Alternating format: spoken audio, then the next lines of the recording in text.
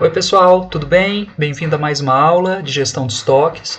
Nessa aula, nós vamos dar continuidade à análise do fator da frequência e vamos agora combiná-lo com a classificação ABC de custos.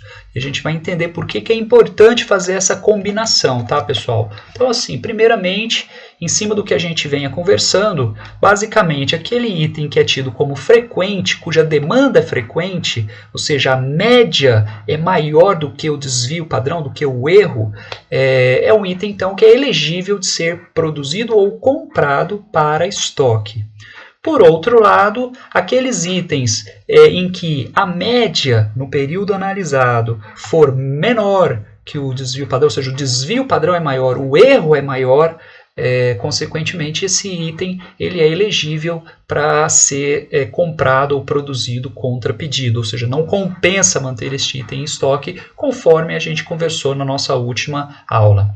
Só que aí, pessoal, obviamente surge a dúvida que assim, o que é o período ideal para eu estabelecer que o item é frequente ou não, né? Então, tudo bem que nem todo mundo é frequente diariamente, ou nem todo mundo é frequente mensalmente, depende do intervalo que você está analisando. E aí surge a primeira questão, né? Ou seja, qual é a faixa os intervalos aí de tempo que eu considero para definir se um item é frequente ou não. Nesse exemplo que eu trouxe aqui para vocês, ó, isso aqui fica mais claro, tá? Note que você tem aqui, ó, 5 itens que tem uma frequência diária, tá? Aqui embaixo tá os períodos de frequência, a cada um dia, a cada 2 dias, a cada 3 dias. Aí eu fiz aqui uma análise para vocês até 40 dias úteis, ou seja, 2 meses. E aqui a quantidade de itens que vão ter comportamento aí de frequência ao longo desse período. Então eu tenho 5 itens frequentes aqui, ó, diariamente. E eu tenho no outro extremo 295 itens frequentes em até 40 dias. Então, quando eu faço nessa análise especificamente, eu estou vendo assim, itens que têm frequência diária, mas tem itens também que vão ter comportamento de frequência só a partir de 40 dias, ou seja, a partir de 2 meses. Aquele item que cada 2 meses ele é frequente. Então, a gente precisa entender, né, primeiramente, quais são os itens que estão em cada uma dessas faixas. Aqui eu tenho item que é frequente diariamente, eu tenho 15 itens que é frequente em até 2 dias, né, a partir de 2 dias, aliás. Note que aqui, inclusive, é acumulado, tá? Então, eu tinha 5 aqui, mais 10... aqui vira 15. 28 itens a cada 3 dias, 48 itens a cada 4 dias, 62 itens são frequentes a partir de 5 dias. São frequentes semanalmente, tá? Então, o que isso quer dizer?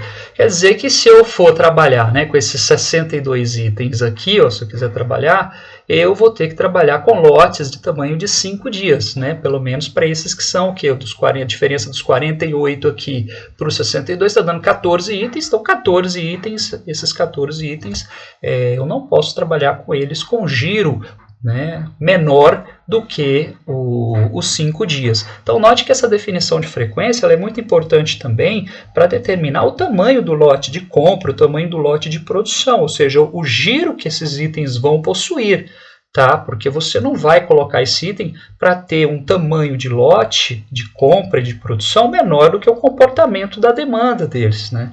Então, você corre o risco de ter um estoque ali que você não vai conseguir atender, conforme a gente viu na aula passada. Bom, então como que a gente faz aqui para definir o ponto de corte ideal desses itens, né? Para eu definir realmente assim, poxa, então eu assumo como sendo frequente a partir de até que ponto aqui? Aí entra a questão da classificação ABC, que é o seguinte: os itens classe A, que representam aí 20% dos itens e 80% do valor, tem os itens classe B, que representa 30% dos itens e 15% do valor total do estoque, e os itens classe C, que representam 50% dos itens e 5% do valor de estoque. Então, aqui é a regra de Pareto, né, que fala que você tem uma proporção, uma pequena proporção de itens, ou seja, os 20% aqui dos classe A, representam uma grande proporção do valor de estoque. E aí cabe o princípio de focalização. Vamos focalizar, gastar mais energia e vamos fazer girar mais esses caras, são apenas 20% dos itens, em detrimento, por exemplo, aos classes C, que são 50% dos itens e representam apenas 5% do valor em estoque. Então, baseado nisso, se eu pego aqui um item classe A, um classe B e um classe C, eu posso determinar as faixas de frequência dele, ou seja, ó, esse item eu vou considerar que ele é frequente, portanto, elegível de ser comprado, produzido para estoque, até 5 dias. Ou seja, todo mundo que demonstrar um comportamento de frequência em até 5 dias, lembra da curva lá que eu acabei de mostrar para vocês, se esse cara é os classe A's, eu vou então produzi-los para estoque, eu vou comprá-los para estoque, né? Já o classe B, ó, note que eu vou expandir um pouco isso, ou seja, eu vou dar um giro um pouco menor para o classe B, os classe B's até 10 dias. Então eu vou estar trabalhando com itens que vão estar girando aí a cada 10 dias, no caso dos classe B's. E no caso dos classe C's, ó, a minha faixa de frequência ela está um pouco mais estendida, ela está até 20 dias úteis, é mensal, né? Então os classe C's eu estou trabalhando com lotes de até 20 dias. Eu estou girando a cada 20 dias, nos casos dos itens que demonstrar frequência nessa faixa aí. Obviamente, pessoal, esses parâmetros aqui, 5 dias, 10 dias, 20 dias, vai depender da realidade da sua empresa e do ponto de estoque. Por exemplo, um estoque de produto acabado está mais alinhado com essa política, que é um estoque de maior valor agregado. Então eu vou ter o quê? 5 dias, né, um giro de semanal para os classe A's, quinzenal para os classe B's, mensal para os classe C's, né, dentro daqueles que estão aí sendo mantidos em estoque. Por exemplo, já no estoque de matéria-prima, de componentes comprados, que o valor agregado é menor do que o de produtos acabados, eu posso ter uma faixa um pouco maior. Por exemplo, os classe A's, eu posso ir até 10 dias.